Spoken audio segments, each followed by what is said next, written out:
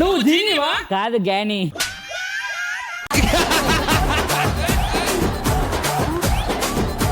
ఏంటి భయ్యా నువ్వు సగం పైన బ్లూ ఉంది, మధ్యలో బ్లూ ఉంది, ముఖం మీద అలా ఉంది.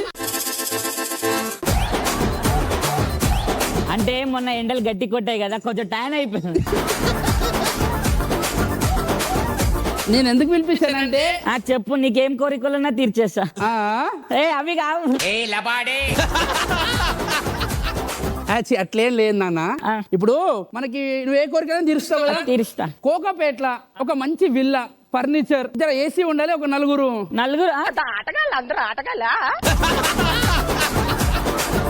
పనులు ఉండాలంటున్నా. నీకు బుద్ధి జ్ఞానం సిగ్గు శరం ఏమన్నా ఉన్నాయా? ఎందుకు? నాకే పైసలు లేక గంటల దాచుకున్నా, నేను అలా వండుకున్నా.